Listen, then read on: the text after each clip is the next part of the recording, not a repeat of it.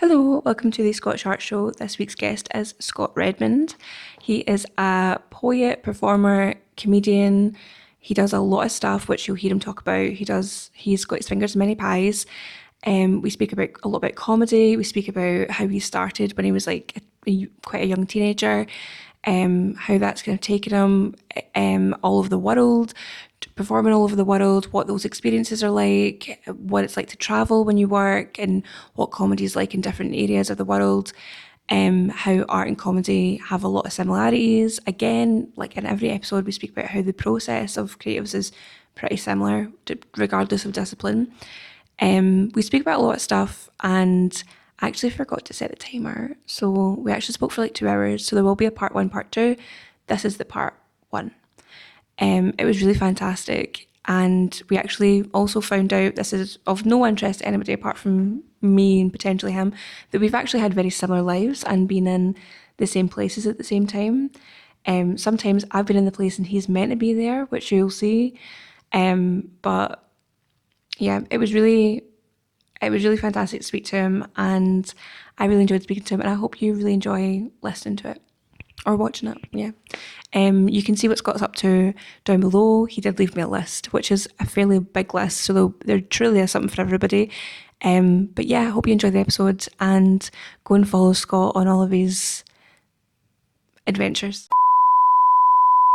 Yeah, so I started doing stand-up properly when I was 15. My first real gig was at the Stand in Edinburgh about Wow. 3 days or 4 days or something before my 16th birthday. Fuck, oh my God. And then, so I come from a little town called Hawick down in the Borders. Nice. And that was like, whatever occasion it was off school, was in Edinburgh for a couple of days with my mum, and then called the club and was like, having no idea how it works, just been like, I'm totally a comedian, can I get on? And it happened to be like their new act night that night, so I did it. I really specifically remember hiding my mum, because I couldn't have her in the room. So there was like a wee set of stairs down to the bathroom, still is if you go to the Edinburgh Stand, and I made her like sit on the stairs down there whilst I did my first gig. That's so cute. And then, when I went to university, so I did my first degree in Edinburgh, and I just did as much stand-up as I could. Nice. So I was about 17 when I went, and from literally like that first week in September, I was doing 2-3 gigs a week around Scotland. I got really into theatre, so I was the writer in residence for a little while for the Edinburgh University Theatre Company at Bedlam, and did a lot of like acting and directing and stuff. Got really into poetry at the same time, so I've won a few slams and things like that. Get the finger clicks going. That's fucking right. Competed in the Scottish National Poetry Slam. Have a little pamphlet that was published by Hybrid Trike, who are or Dreek, never quite sure I'm pronouncing it properly. Which was a lovely little kind of Scottish indie publisher that I think has gone out of business recently. Oh no. Which is annoying, because I now know that the box of books that I have from them there will be no more after that point. But your pamphlet will skyrocket, like no more, out of print. Yeah, exactly. People will find it like in their attic in 20 years' time, and it'll be worth something. Yeah. And then kind of the other main thing that I have done is I've done a bit of music. My band Fever Peach, we have 2 EPs online and have, again, kind of performed around the UK and things like that. So yeah, you were saying about interdisciplinary artists before we started. I feel like, oh no, I've been called out. Yeah, I've shown my arse. Well, actually, I've shown my arse. Your arse is fine, still covered. It's mental. When did you go to Edinburgh? I went to Edinburgh as well. I would have been there 2014 to 2018. I was 2016 to 2020. Oh, no way. Oh my God, ships in the night. Was that when you did? That's when I did my undergrad, yeah. Oh, lovely. Yeah, so I went to, it's the ECA, but it's kind of, so it used to kind of be like GSing, but then ECA was like, we're going to build this massive library and we can definitely pay for it. And then they couldn't. And then the uni was like, we'll bail you out if we can also own you. And the art school was just like, yeah, sound. And then there was this band, I don't know if you heard about this when you were there, but basically, because that happened in like 2009, I think, or like around then. And because the uni bought it, they went around and changed all the locks. And then they found a bunch of shit that like they were not meant to have, like pure artifacts and that. And I think, well, I heard a rumor, but from a pretty credible source. I don't want to dob them in it, but from a very credible source who would know if they found this, that they found skeletons in that. Oh wow. Yeah, from I think Jekyll and Hyde days potentially. From because obviously you need them for like anatomy. You can do like art anatomy or medical art and whatever. And then they also found like there was mad mysteries, like crimes, like art crimes, pure solved. Like there was a woman called Emma Gillies who was the sister of William Gillies, who was a Scottish colorist, and I think also potentially from the Borders. I don't know whereabouts. But I should know, but I don't. And, I mean, it's all the same place. There's about 5 minutes between anywhere and the Borders. Yeah.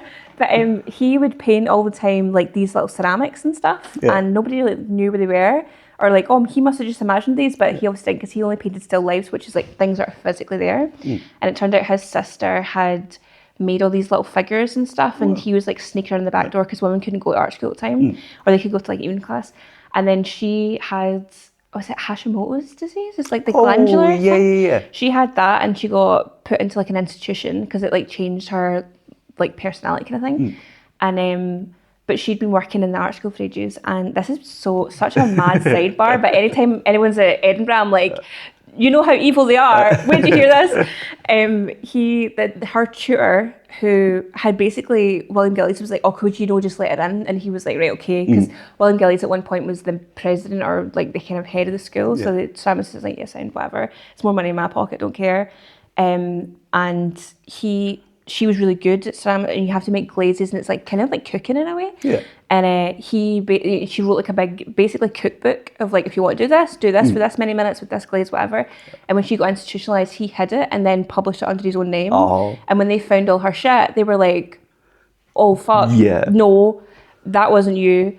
And it was hidden away because William Gillies you used to have like one key for like the room and one key for the cupboard and stuff, and he died with it on him, and he apparently left a fucking mess or whatever. So people just fucking like hoarders, like just pure fling it all out. We're not going to sift through it.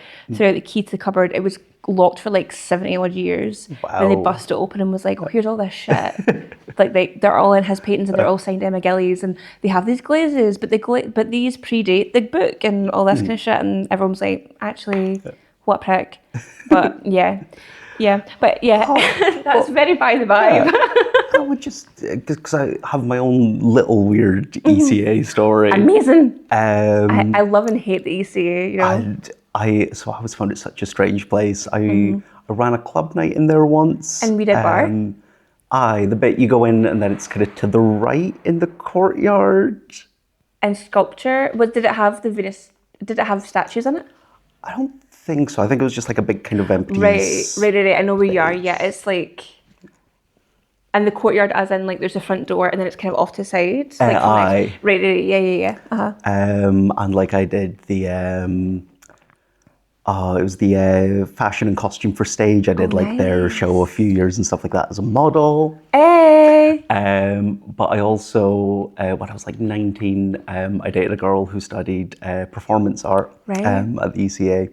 You can tell me how it is later because I probably know. Oh no, you might have heard some bad things about me then. She, for the end of, I think it was her first year piece, whilst we were like kind of seeing each other, she decided she wanted to do, her performance piece was going to be, she arranged a whole wedding in the courtyard. I was at that wedding. Were you at the wedding? Yeah, I was at the wedding.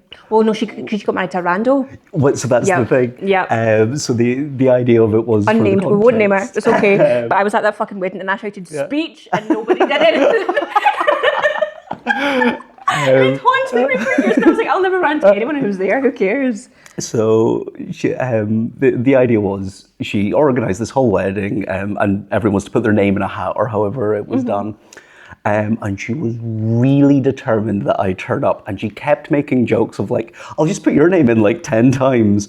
And because it, like, I believe she wanted to do it entirely legally. I don't think she did in the end. Yeah, I think it was like a humanist, whatever. Yeah. But I remember on the day I was on my bike and I got to like the main entrance of the ECA and I was like, I can't risk this. I can't risk ending up getting married to my this God. person. I just cycled away and sent a message of like, oh, I've got a bit of a migraine. Hope it goes well. Oh my God, I was at your wedding and you went. I actually love that piece though, because it was something to do with like, I don't want to go into it too much because it's obviously very about her identity and we kind of give away who she is. But yeah, I remember that really, really well. That's like a core memory, core art school memory. I think I was in first year. I was good because she would have been a year or two below me, I think. So yeah, that would have been her first year as well, I think. Mental. I was in a class of 30 people with her, so yeah. But yeah, no, EC is mad. Like, and it's mental. The more that you're there. So, what did you study at? Philosophy. Nice, that's nice. Okay, yeah. It's mental. Like, the more that you're in first year, you're like, these people are freaks. I'll never fit in. And then by the end of second year, you're like, fuck. Now I'm the freak. And you're kind of for a while being like, I'm not the freak. I swear to God, I'm nothing like these people. And then by fourth year, you're like, I'm too tired to even contest. Like, this is, you got nail in the head. That's me. Yeah. Oh, see, I've had this kind of ongoing issue that, like, I mean, obviously philosophy is very much I like to pretend it's a science, but it's very much not. But, you know, I always dressed quite out there and I spent much more time in Bedlam in the theatre than I did doing anything for my degree. And so people would always assume that I was an art student of some description. And then I moved to Dundee to study medicine up at Nine Wells. And it was the same thing. Like when I started, you had to be wearing like proper suit trousers and a shirt if you were doing anything clinical. But I would always wear these like bizarrely patterned suit trousers because I only had stuff for like on stage. And the number of times that like people would actually ask me like, are you one of the, you mentioned like the anatomical artists or whatever. No, I'm here to doctor like everyone else. Yeah, I feel like the anatomical artists, ironically, were like, I'm nothing like these art people. And I actually remember, like, I always say, sometimes I run crits in here, which is basically just getting feedback on your work. And people sometimes ask me for like advice. And I don't really have any advice. I have regurgitated things that people have said to me, but I don't really, I'm like, you need advice if you're fucking asking me, do you know? But like, one of the best pieces of advice I ever got was do you know when you have like a personal tutor, it's kind of like a guidey? And she was an artist, she was a contemporary artist. I don't know if I'll mention her because I don't know if she'd be like, I want nothing to do with you actually. I inspired nothing. None of this is my fault, and also don't ever speak about me again. But so I had to do history of art in first year and I loved it, but it was like super posh. It's kind of like, do you know like the posh people degree of like international relations? It's kind of like that, but if you couldn't get into that, it's like, could you point at a picture for an exam? You know, could you say what you see? It's like catchphrase or something. And but they were like, these lassies were coming in and they were pure like Edinburgh uni lassies. And I was just like, oh my God, I'm so out of place. I said to my personal tutor, she was like, is that nail spa in here? And I was like, oh, these lassies, like they're a bit rude, you know? And I was like, they're just fucking everywhere. They're all the time. As soon as you leave ESA, it was a very kind of posh environment. But as soon as you went into the actual uni, now you're like talking to people who are like, yeah, I'm actually like fifth in line for the throne. And you're like, all right, sounds cool. I went to, in my first year, it was either an 18th or a 21st. And it was at, you know, the posh building in Pollock Halls. Yes. So I stayed next to Pollock Halls in Fraser Court, which was like oh, were you Fraser Court as well? Oh, go to you. Have lived the same life. That's crazy. Sorry, I keep interrupting you with being too excited. Absolutely. I had to walk through to get to the post and see all the actual posh people and their free food. Why do you need free food? Exactly. I'm poor. But I had a pal that was staying in the posh accommodation in Pollock, who's now a very well-respected journalist and doing very well for himself. And he invites me to this party, and I'm like, you know, kind of wandering around, like chatting to people, and I could feel like this is way too posh for me already. And I was just at one point, I was like, well, you said it's someone's, again, it was either their 18th or their 21st. Like, who is it? And he was like, oh, it's that guy. And I was like, oh, is it his birthday today? And it turns out that he was like either 17th or 20th in line to the throne, and then Princess Charlotte was born, so he got bumped one place. So his 18th or whatever it was him becoming 18th in line to the throne. Oh, fuck off, really? Jesus. And I think at that point I was like, no, I can't be here. I just had to leave. There was always rumours about Pollock Halls that there was like a building, the big, I think the big posh building, and it had bulletproof glass because that's where the royals went or something. But yeah, I mean, Pollock Halls, it's the fancy bit, but it looks like a shithole. Like when I was in Fraser Court, the kind of side bit where it's like it looks like, I don't even know what it is. It looks like a kind of community centre, but it's like where you would go and do your washing. Oh, yeah. That like was getting, I don't know, it was fucked up. So we had to go to the Pollock Halls one. So you're literally like all your like Primark clothes through, and people are like, I would never put my clothes in this thing. But then it gets, you know, like pure pass ag. People are like, if you leave it like 1 minute over, they're just taking out all these fucking really posh, like really, really expensive clothes, dumping on the floor, and the floor is like a fucking mess. And it didn't even have a door. Like it was just dirt and twigs everywhere. And then there's like someone's like Armani, whatever, just like in amongst the twigs. But that's what I do respect about posh people is the passive aggressiveness. I'm really here for it. Like when you've never been told no in your life. They're just like, yeah, well, you weren't here, and it was beeping for 15 seconds, so I just had to put my shit in. And you're like, all right, okay. And you're like, I like that I'm not involved. I can watch this. Because, do you know, like, I don't know if you had the same thing, like when I went to Edinburgh, people immediately was like, oh, you're like really hard. Like, you're kind of, could you get me drugs? And you're like, I've also been here 2 days, by the way. How the fuck would I know anything's fucking doing yet? So I've had this for, I'm 29 now. I went when I was 17. So for at least 10 years, this is not my accent. But because like if you get us after I've been to Hawaii for a couple of days, I actually sound like I'm fair the borders. No, I'm the same. But then no one could understand a word that I say. I'm just stuck with this horrible posh Scottish voice now, and I hate it.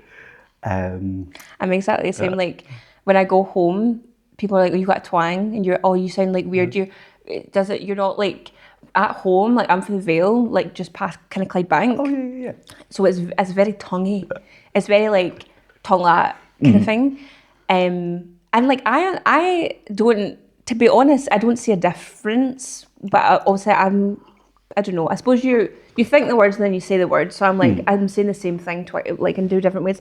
But it's still in Dundee now. I've been in the East Coast for like 10 years, and still now people are like, I really didn't catch that. Like, what are you saying? And I'm like, I don't know what I can do. Yeah, like, what would you other want? than like etch a sketch or something like that. Like I could write a picture maybe, but like I'm speaking English to you. You know? Absolutely. Like my girlfriend's English.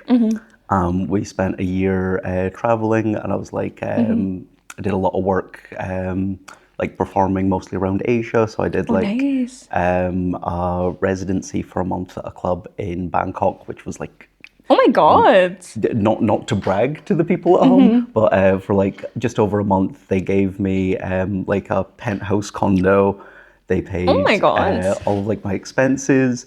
I got like paid, and they also gave me as much smoke as I could have, which I can say because it was legal there, and still is.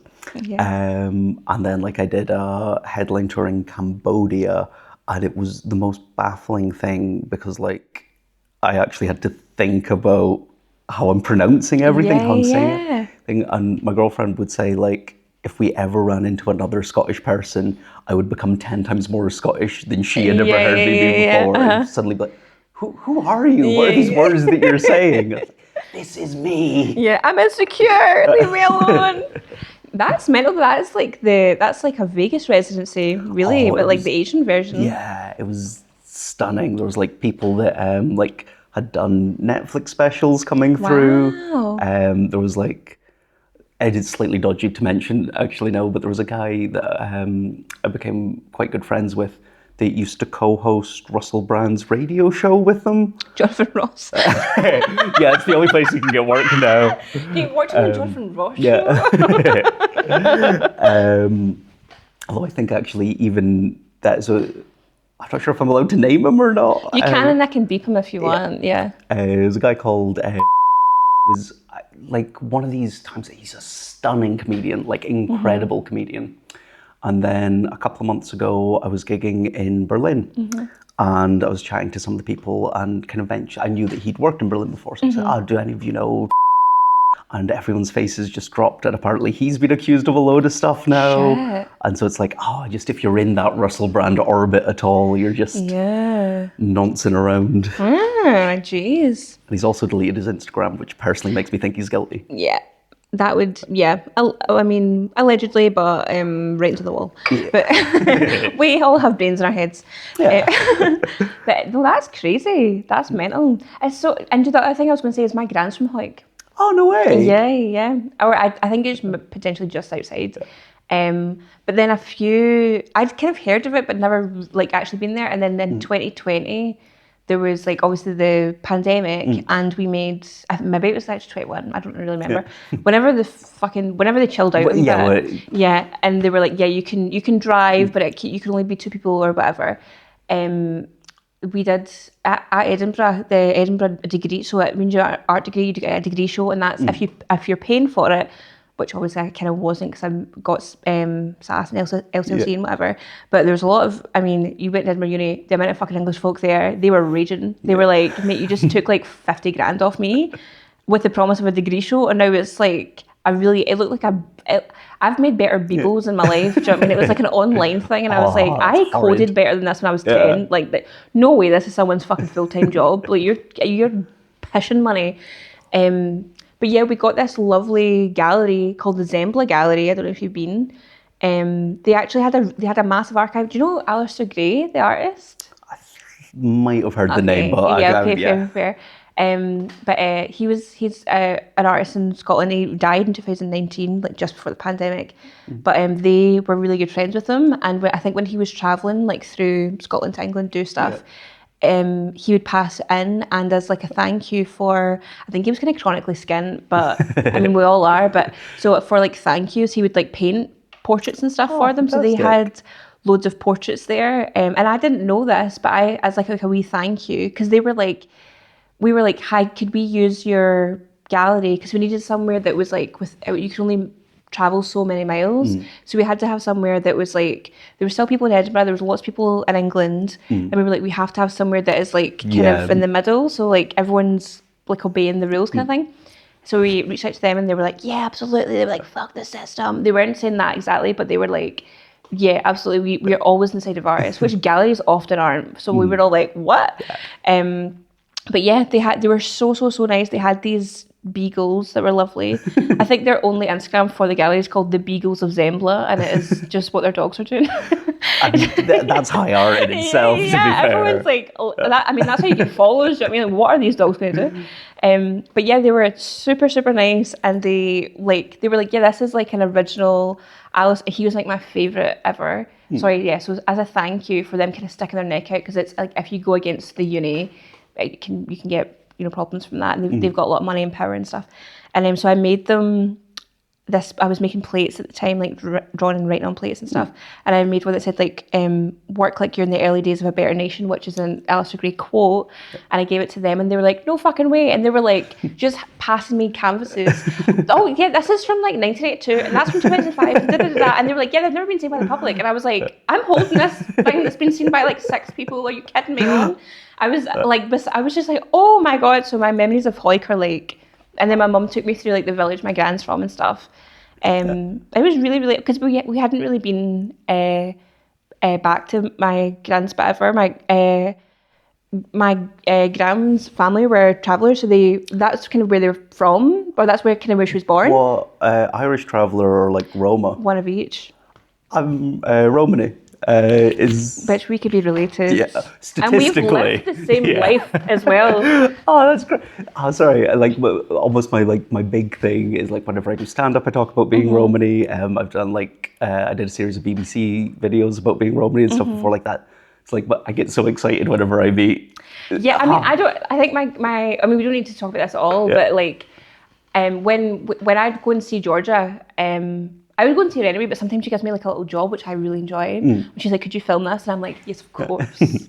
I'm like looking around, guys, you're not important. I'm important. You are here. I'm employed. Yeah, I'm part of this. Yeah, exactly. It's crucial that I'm here, and everyone shut up around me and everything. But then we'd seen you, and you were like, like hands up if you're a traveller and whatever. And Georgia, like I don't like my gran had a very complicated relationship with it, and I'm like she's kind of the only one Yeah. that I'm like related to, so I wouldn't ever kind of try and like trod in. But Georgia kind of looked at me, and I was like giving her like, what the fuck? But she was like, oh, you should say, and I was like, no. But yeah, when I seen it, I was like, what the fuck? Because my gran loved painting, and that's a big reason why I paint. No one else in my family does, and I think about her so much when I'm painting as well. So I was just like, oh, what the fuck? Oh my god! I'm so excited. Oh, so, this, I don't know if this is interesting enough to No, be in, but go for it. I've been, like, my big thing in stand-up this year has been I want to get into Europe more. So, like, I do quite well in Scotland. I do quite well in Asia. Been wanting to expand that. So I've been to Berlin 2 or 3 times so far this year.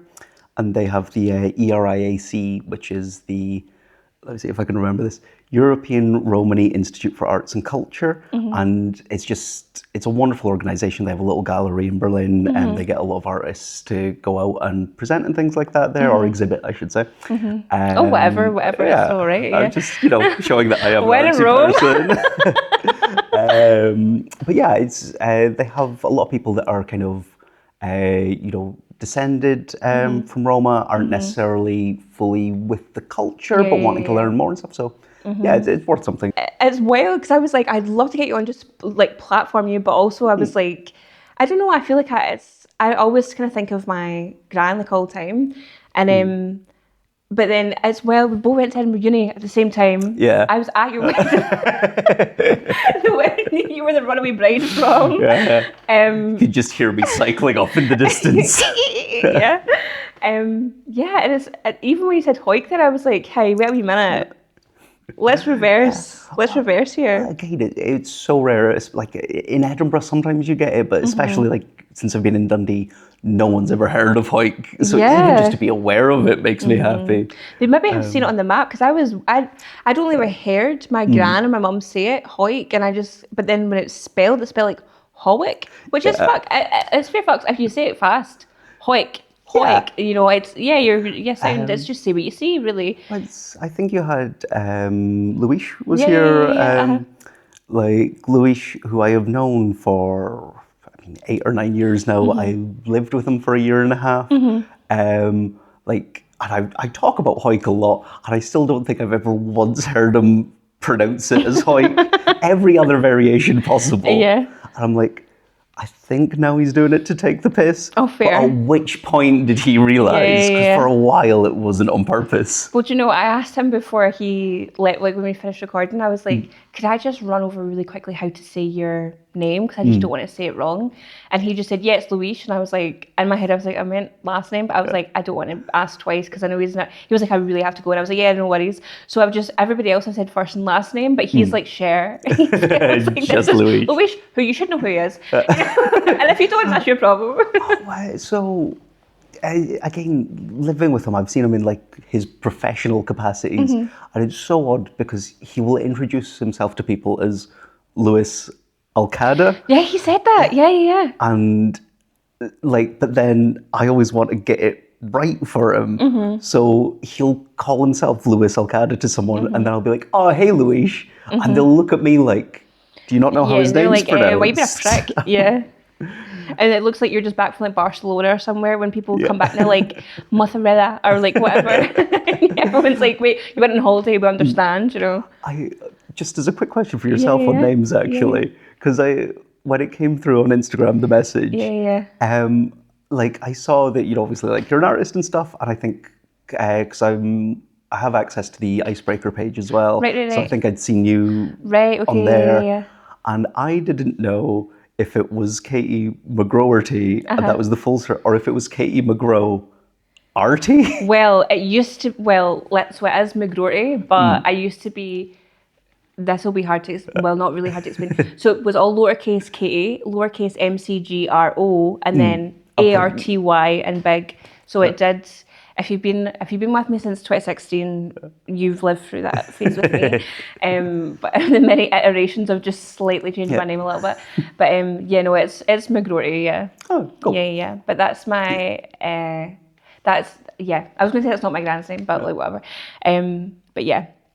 Nobody. I'm very impressed that you got it right first time as well, because I get McGrath, McGrory, I get some people just kind of going like that, and I'm like, yeah, fair, okay. But then I heard from like years, I can't remember who told me this. It was like an old auntie or someone had told me that because there's not that many McGrories in Scotland, but there is more in like Donegal, which where my grand's family's from.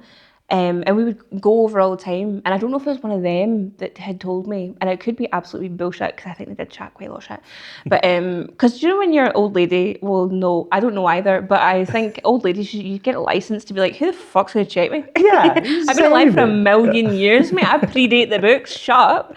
But yeah, one of them or somebody had told me that it was used to get people across the border, and that's like McGrory's, McGraths, all that kind of shit, because it's got two rhotic R's in it, and English people couldn't say the R's properly. So that's how you get, like, I get McGrory, McGroty, McGorty, McGrory, like all that kind of, and like getting mail. I'm like, who the fuck is this? That's not even kind of close. And I'm like, this could legitimately be somebody else's name. Like, have I committed a crime by opening this? So you're just like Miss McGrory, and I'm like, is this me? I don't know. Do you know? Just if it starts with an MC, just go with it and They're answer literally questions just later. MC. Even like recently, like my mum was like cleaning out her house, and I got my grandpa's Bible. And when I was a wee girl, so the C in my name was meant to be like up the top. Oh yeah. But like, you know, usually computers don't really do it. You can kind of go in to Google like superscript C and copy and paste or whatever. But when I write it with C up the top. And I got my grandpa's, she was going to just dump it out, and I was like, no, I'll have it. And he had like written it with, and I was like, I forgot that I did that. I'm so, because I think because COVID or whatever, everyone was so online that I just was like copying basically how it was online. And but I started doing it with like a little C at the top again. Even that throws people, they think it's like an apostrophe, like a nickname. Yeah. Like, what? When have you ever seen somebody nickname their last name but only halfway or something? I'm like, who's doing that? But yeah, I don't know. I've still never seen that ever. And like somebody just have, maybe like, I mean, I don't know, but just like apostrophe something else. I'm like, I've never seen that before. Oh, well, so I'm a big football fan, and I know that that's quite common in like sub-Saharan Africa, because you get like a lot of, so maybe They think I'm Moroccan or something. exactly. Yeah, fair. I'll take Moroccan. That's fair. I apologise for you being knocked out of the World Cup in that case. That's okay. I apologise for you being knocked out of the World Cup. Appreciate that. Yeah, so you started comedy when you were like 15. Yeah, way too young. Was that like mental scary? Or was it kind of like when you're 15 and you're like, I'm going to go up the woods and drink and the police are going to chase me and I'm going to fucking love it? Like that kind of way? Well, it's one of these things, like, because I mean, even now people say, like, how do you do that? Is it not terrifying? And I like, it's just never been something that's freaked me out. So I was like the annoying kid in high school that like, if there was anything that involved speaking in front of people, like if we were doing a group project, I'd be like, you guys do whatever you want. Yeah. I'm doing the presentation I'm the at star. the end. I'm the talent and you are going to be the brains. Like they used to get me to like write and act in like little, I called them plays at the time, I guess they're really sketches in like the assemblies and stuff like that, and just all I ever wanted to do was make people laugh. And I could actually go back even further because I've never talked about this publicly. This is such a strange story, and I'm never sure if this quite translates. Okay. But I've just always been obsessed with how humor works as well. Fair. So Yeah. when I was in primary 3, I have such a strong memory of this. There was a day that the teacher was writing sentences on the board, and you were to, I don't know, correct the grammar or whatever. Right, yeah. One of the things that she wrote was Jimmy. Oh, no, sorry. The correct sentence was going to be Jimmy was not at school today. Right. But in making it wrong to correct, she wrote Jimmy was not at school today. Right. And as like a 7-year-old or an 8-year-old or whatever you are at that age, it struck me that the implication, if he's not at school today, then on other days, tomorrow is he his must day. be at school, right? Sleep tight, Jimmy. Tomorrow's a big day. And I like could not breathe laughing at the concept of someone who is intermittently at school, and like, you know, like everyone was like asking me what I was laughing at. Like the teacher got so annoyed because I was just like I was crying, and I did not have the language at the time to explain why this was funny to me. So from that age, I was always kind of had like what makes something funny? Yeah. And so I feel like for whatever reason, I was just perfectly primed to Yeah. be on stage. Yeah. And now, if I'm lucky, there'll be maybe 1 or 2 like big gigs a year that I will feel a little bit nervous before. But otherwise, like the being on stage, being in front of an audience is like my happy place. Yeah, like overrides it. Yeah, like I mean, being talking about COVID, like it freaked me out during COVID when I couldn't perform, when I couldn't be on stage. Yeah. And like it feels like an addiction to me, genuinely. Yeah. Sorry, I fucked this up. I never wear cardigans and the wool is not thick enough. And my boyfriend's going to be around for fucking the audio. So you always clip it. I'm like, well, you know who I was. Do you know what I mean? No, I love that. I actually have a book about that. It's called The Artist's Joke, and it's about humour in art. Yeah. And it's a kind of, artists are so bad for this, where there's like a mad economy now of like, you can't just be like, oh, I love, like on a human level, this piece just, it makes me feel like X, Y, and Z. Everyone starts to go, well, why is that? Then here's my fucking Substack or whatever. And back in the day, it was like, here's my, 50 million word thesis on this. And you're like, could you just fucking give it a rest, actually? Can I just fucking live my life? Like, do you know what I mean? Get my fucking business. Yeah, there's a book called The Artist's Joke that I've lent to Georgia, and she lent me books, and I think she's reading the book that I gave her, and I've not even fucking touched them. Yeah, and she was like, no, it's fine, you can keep them until you read them, and I was like, mate, I'm dyslexic, it's going to take me like, you're going to get them back in like 2050 or something, and I'll still be like, I started the first chapter, But yeah, it's kind of breaking down that and like visuals and stuff, like what, because obviously we go over like composition and that, like, if you move this slightly down, does that make it funny? And if you move it back, why is that not funny? And is the kind of maths and philosophy and that behind it? So you can ask Georgia for that. I think she's going to zoom right through it. So you can ask her. Don't ask me for the fucking Sarah Kane play, because it looks really nice there, but I've not touched it. But that's super, super interesting. It's mental. Is it like Carl Jung, who's like, maybe it's not him, but there's like somebody who's like, is it your brain just developing and then something happens and it twigs? Or was it always meant to twig? You know what I mean? Yeah, I mean, I do kind of think for myself, for whatever reason, I was just always broken in this way. Like, I mean, so even before that point, like, I remember being in like primary 1, primary 2 and like writing stories, and the teacher would always say how funny what I'd written was. And so it's just, it's always been that thing. And like now I'm like obsessed with it. Like I could talk for hours about like the psychology of a comedy audience. I will talk to other comedians about like why a specific word in a sentence is what makes it funny. I've gone out like there's a guy, Pat Mulholland, who I used to be in a double act with, who's just a great comedian, and we've had like 2-3 hour train journeys together, and the only thing we've discussed is what's the funniest number. Like we'll have a joke and any number could be put in. We're like, what would be funniest here? And then like talking about like kind of humor in art. Like I'm a massive, massive fan of visual art, but I have no ability in it whatsoever, which constantly breaks my heart. But like, I'm really jealous of you all. No, well, do you know what? I'm jealous. I would wish I was funny all the time, but I have like a one a year that I'm like, that's it. And I'm like repeating it all year. So. Oh, don't worry. I know comedians like that as well. It's fine. Maybe there's a chance for me, But yeah, I got like really into like the like surrealist theory and like Dadaist theory, everything like that. That I just find like so, it just underpins what is funny in any situation. And like, I mean, I've got my Renee Marguerite on my arm. I was literally writing about that today. Crazy. And like, if you read like his diaries and stuff like that, I think obviously like the pieces are quite funny, like they're visual jokes. And then like his writing behind it's quite funny. I think like when people talk about like Warhol nowadays and they're like, it was just like big soup tins and that. Like, no, but in the context that he was doing it, it was really funny. And he was a wee funny cunt as well. Like he was a wee freaky guy. Oh yeah. Like he used to go into this. This is a sidebar, and I'm so sorry. You can get back to your story. But he had that like bob.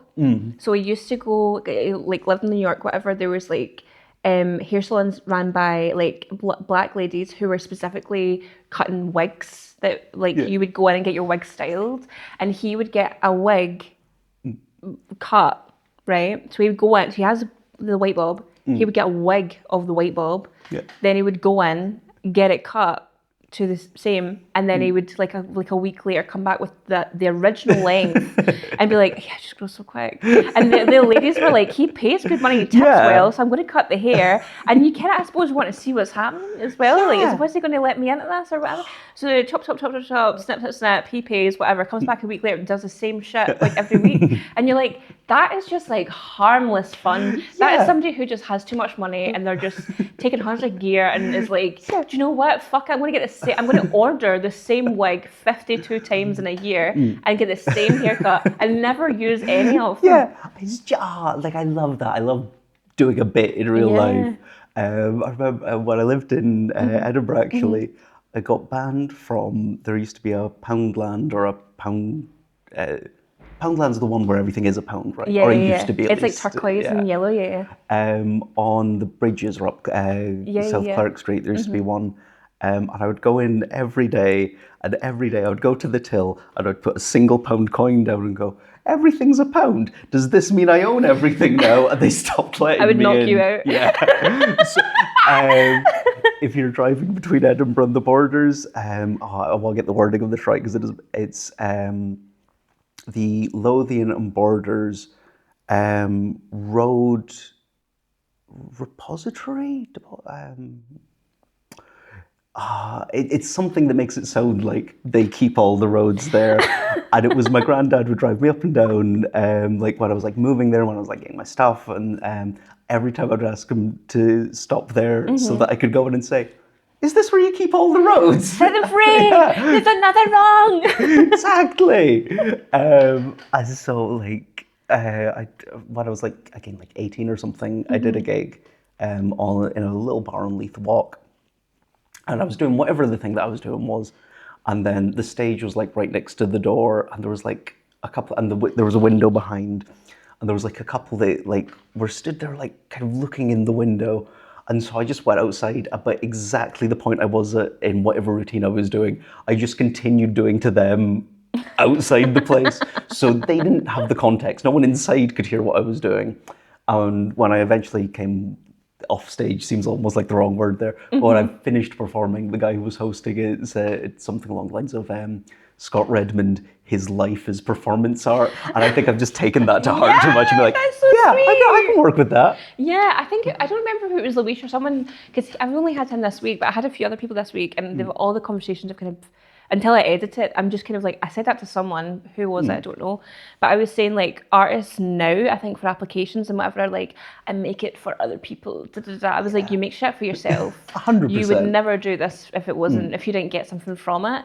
It's also just, I think, pretending that it's not like, you have to like rip out your own spine and inspect it, and why am I doing this, and what, and because I can't remember who I said it to, but I was like, whatever you're thinking, feeling, whatever you've not dealt with, you will see it, and especially with visual work, everyone else will see it, and it's exhibiting for 6 months, and that's 6 months of you just your fucking biggest thing that you're really insecure about on the wall with your name, every cunt knows, and you got to kind of deal with yourself, but you need to do it. I don't know, it's not like a sadistic thing. I think it's almost like a kind of clearing house thing or whatever. But yeah, I was like, it always has to cut you. It's a game to you. Yeah, like, you have fun with it, you know, or else you wouldn't be able to fucking sit and prepare all this shit for hours and hours and hours and travel and do it for hours and whatever. Yeah, I'd go work in an office. Yeah, exactly. I would go and hate my life like everybody else. So I've been doing recently, at any given moment in time, there's about 100 projects that I'm involved in.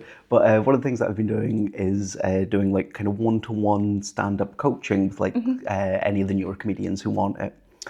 And that's something that I always say, that like they'll go through material and I'll say like, why did you do that joke there?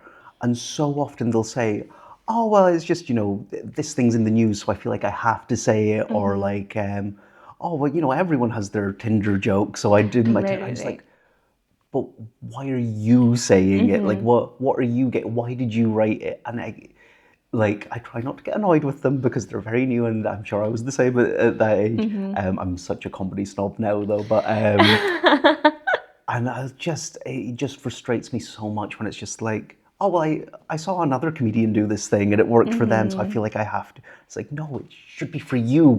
If it doesn't Yeah. make you laugh, if you don't find it funny, then an audience is going to get that as well, I think. And I'm again, massive visual art fan. Like, I go to as many galleries as I can, mostly modern stuff. I have to say, I find like a painting of an old lady in a chair Yeah, from the fair. 1700s very dull. Yeah, But that's fair. but I think there's definitely been things I've gone and I've seen in galleries as well that I'm like, this doesn't look like it was fun for the person to make. It just looks like, oh, well, I'm putting a show on in this room of this gallery. I've got one wall spare. Throw that together, there you go. I Yeah, think it comes totally. across so much. I think it's also one of the things, because when I do crits in here, it's often, because when any say, one thing I will say for ECA is they are very crit heavy. Like you can go 10 crits a week or something, and it's like basically 10 hours of quite brutally honest feedback. But I think it makes you really, really good and very bendy and bouncy, Yeah. and you also know what's coming, and it's kind of like you're just kind of watching the tsunami and you're just like, follow, okay, all right, what am I going to fucking do? You're a fucking tsunami. But I think it makes you really good. But I think now, I don't know if it's, I didn't go to the obviously undergrad at DJ CAD, and I don't know if it's always been this way, but the students who are coming to crits and that are saying like, we get one a semester. That could absolutely be the staff are just like ran ragged and it's the cuts and that, which is fair fucks. But yeah, when they're like, yeah, I seen someone else do this or I seen it on TikTok or whatever, I'm like, people who are not in the arts might look at this and like it, right? Yeah. People who are not really engaging with it as something on the wall, not really engaging it with it like an idea or anything. But what's going to happen is other artists are going to see this and think kind of, as bad as it sounds, think a lot less of you. Do you know what I mean? 100%. Like, because they are putting everything into this, and you're in the same wall as them, and you're being held, I suppose, in the physical space, probably the same as the stage. Like, we are all saying that we're all the same merit, except you're copying someone. Yeah. You know, it's maybe the same as like, this other thing, like, if a writer was like, yeah, I seen somebody else do this, so I just copied it, everyone would be like, you fucking copied that. And yeah, but I think that's the big thing that I try and put down. I'm like, it's cool if you've seen someone else do that and you want to try it, fair fucks. You can try it, make it your own. How do I fit into this? You know, there's a big TikToker just now who paints food, and food has kind of becoming more popular in painting and stuff for a while, as it always does whenever there's a recession. It's always food and, you know, that kind of thing. That's because fascinating. it becomes like a luxury to get like a croissant instead of like toast or aspirational, whatever. yeah. Yeah, and it's always dinner parties and stuff, and you can kind of tell the class of a person. I think if there's a lot of like dinner parties from like a kind of eagle eye view, and I'm like, this screams middle class to me. Because how are you feeding 12 people right now? You know, voluntarily. You know, you don't have like 10 kids and a partner. You have 12 friends who've invited round and voluntarily said, I'm going to make a fucking huge, like, what are you doing? This is a performance of wealth. But that's to the side. That's just me kind of going off. But yeah, there's a TikToker who's like painting loads of food and in this very specific way that she's just like layering acrylic, which you wouldn't typically really do. You'd more layer oil, but whatever. There's nothing against her, it's just her kind of way of working. But people are copycatting her because she's become so popular. But I'm like, she's become very popular because she has the money and the time to make 100 TikToks a day. Yeah. But I mean, I understand that there's definitely, I mean, I don't know if that's the same in comedy. There's definitely artists who are like, most artists are artists and then they have to kind of shoehorn a kind of business mind in. Yeah. Then there's other artists who are like, I can paint and draw a bit, like enough to kind of get me past. No, I'm not like shitting on them at all. But like, it's maybe just not priority to them, you know? Yeah. But they are very, very business minded. And I'm like, yeah, you make a lot of money, but I mean, this is a really cunty thing to say, but like, are you respected by other artists? Not really, you know? Like, people kind of go, you're here, so yeah, you're going to sell it and you might try and rub it in a wee bit, but have you actually changed the game at all? Not really, you know? I mean, you see it a lot.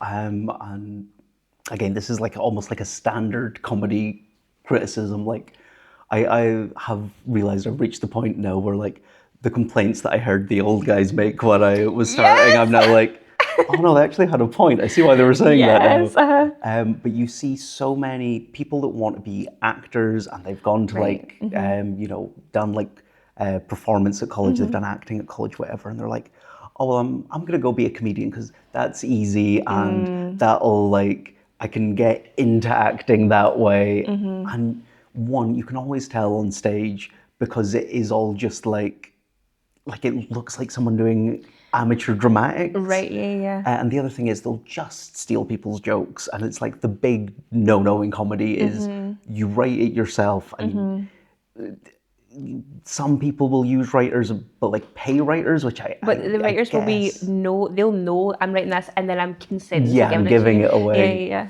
But whereas like with the actors who I think are like the kind of business-minded ones, they don't, it's not about them, what they're communicating, who they are. It's just, I need something to say. And yeah, it loses the art for me. Yeah, I agree. I was saying to Louise, actually, I don't know if I literally just said this, but we were talking about, I said that when I spoke to Georgia was like, in art and comedy, you have to get used to being humiliated all the time, and you become just very like, oh, well, okay, whatever, you know, Yeah. you can't be scared of the hammer if it drops on you every day. Yeah, You know, you're definitely. just like, the hammer's my friend now. We're together all the time. But and I was saying like when you because he was saying like something about like people ask him like, how do you get up on the stage and whatever, and saying like, I don't want to ruin it, but saying whatever he was in, and I was saying like, well, I think people often think like artists or galleries are like very kind of hoity-toity, but you get people coming in, and like I was saying, like if you've made a mistake, if you've fucked up, if you've not dealt with something and it's come out and it's glaringly obvious to everybody else, that is up for a month in the physical form, Yeah. unavoidable. And you will just kind of have to be there. I'm contracted to be here. And everyone's like, you got some fucking issues. And you're like, yeah, you're like, actually, I didn't know last week, but I don't know, you know? But yeah, and then to have somebody next to you who's copied someone, you're like, sorry, I'm actually having the worst week of my life, but I'm so glad you went on fucking Pinterest, you know? Like, it's just like, it's also just a slap in the face to the fucking art form as well. Well, so like I've said, I've been going out and gigging in Berlin a lot recently, and the few times that I've been out there this year at least, you know, talking to like the different comedians, and I always say like, oh, you know, what other gigs are worth getting in touch with, what other promoters, what other bookers, etc. And there was one name that people kept warning me about, like, don't do this guy's gigs. Right. He like, you know, he does his stuff to introduce you, and then whenever any comedian's on, he sits at the back with a notepad and is like literally taking notes. No. And there's like people that like, you know, if he's on the same lineup as them, they'll refuse to perform because they're like, this guy's just going to nick it all. And this is maybe a bit big-headed on my part, but my thought when I was hearing that was like, well, I'd be fine because I write everything so that only I can say it. Like, I would love to see this guy suddenly halfway through his set start to do so I'm Romany Gypsy stuff and be like, are you now? Yeah. Like, so yeah, I think it's such a problem, but I also kind of think, at least in comedy, less so in art, because I don't want to say there's the separation, but kind of once it's on a wall, it's a bit harder to do anything about. I'm not explaining this well. No, I know what you mean, because it's like a physical thing, and also most of the time, I've never heard of it happening unless it's something is broken. Most of the time, once it's up, you can't touch it. Very occasionally, like my like second solo was tiles, like what I'm saying is making the plates, and they had the curators, like they're all secured to the wall, and literally like talking about like what makes things funny and whatever, I was stressing my fucking box, and behind it, and it was like fell on the floor, and I was like, so that way I was like, I feel so bad for you because I know that you think that I want to kill you, and I feel that's true. You're right, and I'm sad about that, you know. But that was like the only time, and I've never heard of anybody else doing I'm fixing it and putting it back up kind of thing. And if I had secured it and it fell, it would have said, they would be like, you made your bed kind of thing, which is like, okay. One of the best art pieces I've ever seen in person was the Surrealist Museum. I think it's in Camden in London, certainly somewhere in London anyway. And by chance I was there when they were doing a retrospective on women in Surrealism. Which actually, I don't know if you know the Phantom of Surrealism, which is a lovely piece I found there that I've got tattooed down my side. It was an incredible exhibition. I'm really bad with the names of shit, and I should know them, but if I'd seen it I would know it, but the names I'm just like, it's just like this. It's from, I think, I want to say 28, but I could be getting the year wrong. It's from the Surrealist International convention, and it was a woman who stood in the square in London that has like Nelson's column and stuff, and she's surrounded her head with like roses and stuff. She's holding a prosthetic leg. She's in a dress, and that's just like she just stood there perfectly still for the entire convention. It's incredible. But yeah, so the piece that I saw that your plate smashing reminded me of Right. is there was a piece by Yoko Ono, who I think is phenomenal and marginalized for all the wrong reasons. Yeah. But she'd made all these like ceramics, and the idea was you were to go in, smash the ceramic, and then they had like blue tack and tape and glue and stuff, and you were supposed to create your own piece out of smashing her work. And I do find something really beautiful in that, in taking something gorgeous, which I'm sure your plate was, and but just finding what's the next thing to do with it. What do I do with what's left? I think as well, like just when you're saying that, I mean, this is a kind of a niche rant, but I've been thinking about it recently about how like a lot of usually big evil corporations are like, we want a community artist for blah blah blah, and they don't really want. They're like, if the community artist goes and makes a mural or a bench or whatever the fuck, that's great, don't care. What we are trying to do is like launder our image. Like, we want to look good, and we'll have our name attached to this. You need a job, we need laundered. The people might need a bench, we've not asked. We don't care. But yeah, I think like participatory art really kind of blossomed in surrealism and Dadaism and stuff, which is so anti-establishment. And I'm like, but that's kind of how I was literally thinking about it earlier on, and I can't remember the cunt's name now, but there was somebody in the ECA, I think it was someone DeMarco, I cannot remember his first name, but he basically got like a dead rabbit, and it was visibly dead. It wasn't like, oh, it died in the last hour. It was like been there like a couple of days. And he like went round, I don't know if it was the Grey Show or if it was something, I'm sure it was in the EC, or he at least visited the EC or something, because they used to hoot him out all the time. He was here, he stepped foot in the building, that's nothing to do with you. Like, you were born when this happened, shut up. But he went round with a dead rabbit, and he was like whisper, and he would be like, like that, like whispering to the dead rabbit. And the EC and institutions, people think it's a lot of shit, and surrealists often are just like, I'm not gonna fucking tell you. Also, it might not be any reason why. It might be because I fucking felt like it, whatever.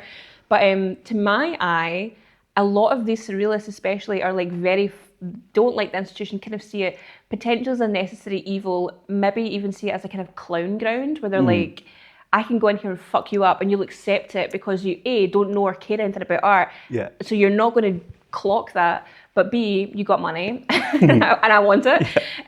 But yeah, people would, I think it's a kind of parody of people coming in dead animal skins and pretending that they know about shit. But the ECA would never say, this is so obviously a direct parallel. They're just like, yeah, we just don't fucking really know why he did it. He's just a fucking weirdo, but we're happy to have him because he won all these awards and whatever. And you're like, it's so obvious that he fucking hated you, you know? But yeah, like with the community art and Yoko Ono like putting stuff back together, lots of community art stuff is like that now, and I think that also is deconstructing who is the artist, what is the artist kind of thing, and kind of coming back to like, I suppose especially with Yoko Ono, I'm kind of veering into dissecting the piece too much, but like women are often like crafters and not artists, and making stuff with ceramics, and ceramics are so like a domestic good and whatever as well.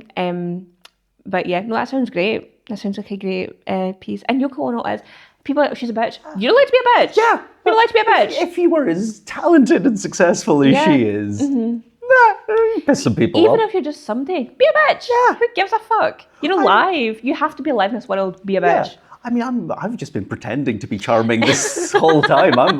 As soon as this camera's off, I'm going to be so horrible. We're going to do Yoko and smash everything, put it back together. Well, I'll do the smashing. I'll leave everyone else to put it back together. I'll be get in touch and like BP. Can you commission actually a mass sellotaping for the community or whatever? Oh, so there's a thing. I find art so fascinating in a way that comedy isn't really.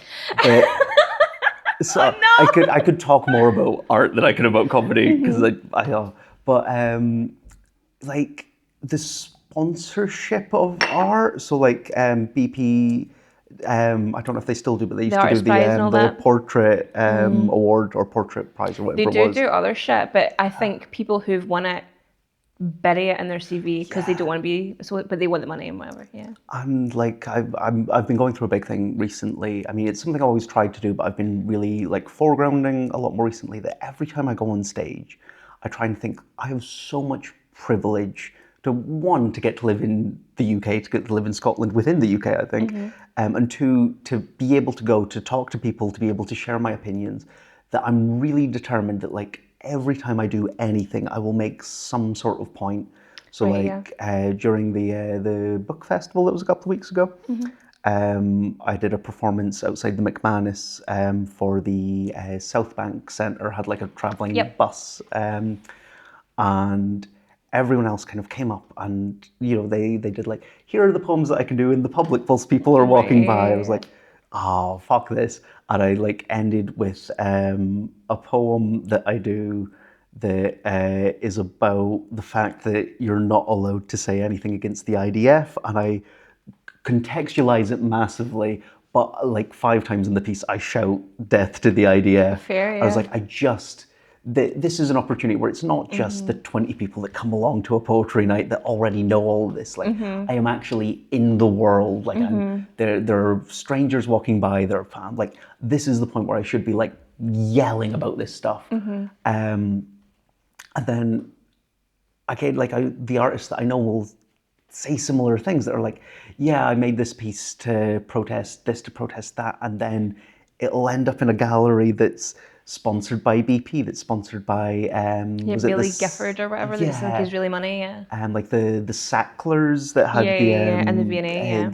and it's just like, if these people are letting you present and promote, it's not protest, like it's culture washing their image by saying, oh look, we're on the side of these artists, we're helping. And it's also like, I don't want to be a cunt, right? And I'm always trying to be like, get your money, but at the same time I'm like, you can't really buy protest art.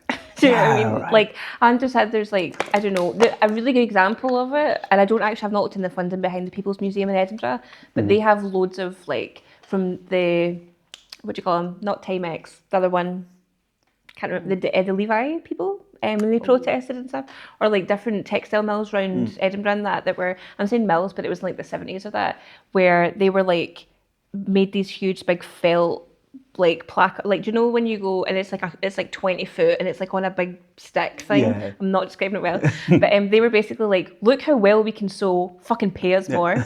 And they're in the People's Museum and if that is ran by the City of Edinburgh Council, fair fucks, they are corrupt as fuck, but that's like for kind of archival purposes and stuff. But yeah, I'm always like, I don't know if you should do any dealings with these people if they are so evil, and yeah, you are kind of facilitating the washery. Kind of like what I'm saying about like community art. I'm like, get your money, and I understand there could be, you're maybe weighing up the benefits of like, the community might benefit from this, but it's also, through that you are kind of washing this, they get to put that on their kind of cultural CV, like, yeah, we did pollute all these people, or we did fucking starve all these children, or we did bomb fuck out everybody, but we also put a bench in Glasgow, so it's kind of 50-50, you know, people need the bench, they're not going to sit on the ground. Yeah, I totally get what you mean. It's like hard because I'm like, I'm in the same boat where I'm like, there is no jobs. Most jobs come back to the same pots of money that are evil. I mean, Louise was talking about this as well, about like ethical fundraising and like how many degrees separate do you go? And because I remember I was in like a funding, when I used to be in Generator and over the thing, and we would talk about ethical fundraising and be like, all money is evil. Like all money comes from, when we say like the 1% or whatever, they're kind of like, if money is like a donut, they're like, or like a train track, a circular train track, the 1% is like the little Thomas Tank Engine tunnel that it all passes through them. It's like some point, and you're like, you just, I suppose, have to get like, at what point, like how many degrees separated? Is it like 2 degrees separated is like a pretty obvious laundering, whereas like 10, you're like, does this person even know about this money that came from here that went zigzag, zigzag away down here, or that kind of thing? But yeah, I'm the same where I'm like always in two minds where I'm like, I'm trying to be like, I'm very like pro union anyway, but I'm like, get your money, but also, is this responsible? But also I understand you have dependents or you have cat or like whatever, I don't know. And then there's also always the argument for like, but it's important to say these things in these spaces, and I'm like, yeah, but if they're allowing you to do it, Yeah. They have either want the hype from it, or they want the clout and the laundering from it, or before they've asked you, they've made the necessary arrangements to protect themselves. Yeah, Do 100%. you know what I mean? I mean, Yeah, I don't know. It's a tricky one, but to me, it's like not a tricky one. Like don't engage. I mean, like obviously, I'm in a quite lucky position where obviously my artistic endeavors are how I put a roof over my head, and Yeah. but I don't have kids that I'm having to I'm feed. like the I'm not exact having same to, position where I'm like, yeah, but I also don't have anybody who's going to starve. If I starve, fair fucks. Who I can go beans on toast forever. yeah, right. There's the community fridge. I could survive off that for a couple of weeks, but.